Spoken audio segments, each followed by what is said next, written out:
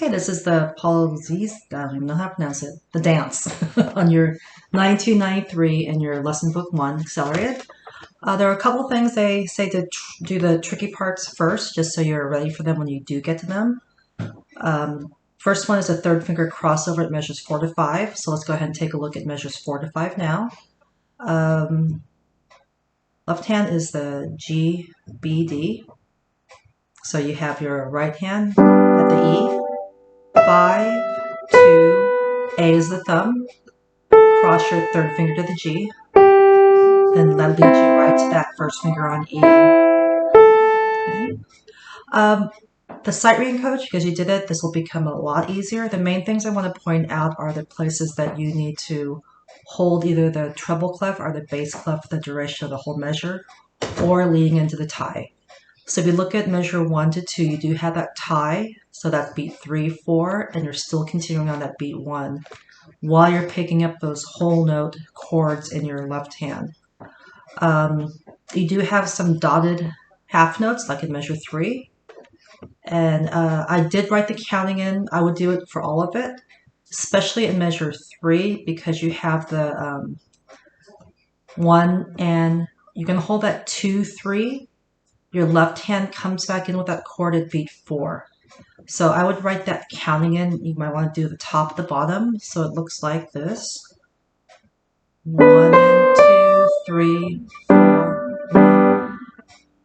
Also, you want to make sure that you're holding that right hand D, dotted half note, to continue on the beats 2, 3, 4. So pay attention to that measure 3. The rest is pretty straightforward. It happens in a different spot, just in a different way. In measure 7, you have the 1 and 2, 3 rest at beat 4 on your treble clef, while your left hand is doing at measure 7 your dotted half note chord 1, 2, 3, and then you play beat 4 on that A. So it looks like this. 1 and 2, 3, 4. So you're letting go there. So pay attention to the duration of those notes. There's another spot at measure 11. It's just like measure 3, so I'd write in the counting beats there. You do have a crossover just like measure 4 and measure 12. The only thing I would say is to pay attention to those ties so you're holding them for the correct duration, like for measures 1 to 2. So you have that 2 and 4 on here. 1, 2, 3, 4. 1, 2, and 3, 4, and. So you want to make sure you hold that E for beats 3, 4, and then 1. The other thing to look for is that the right hand finger change at measure 9. So let's go ahead and take a look at measure 9.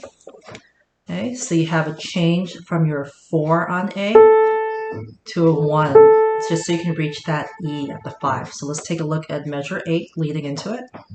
So 1, 2, 3, 4. 1, 2, 3, 4, 1.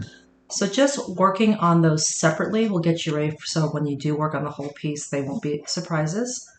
Nothing you do have some pedals here, and that pedal markings where they're located really helps out with those ties also.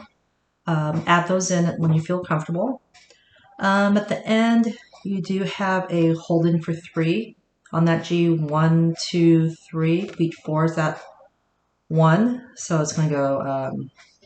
It's actually started measure 12. 2, 3, crossover 4, and 1, 2, 3, 4, 1, 2, 3, 4, and 1, 2, and 3, 4, 1. And that's one, I'd circle that because I do this often. I forget to let go on the bass clef, that D, where you do have a silent part there.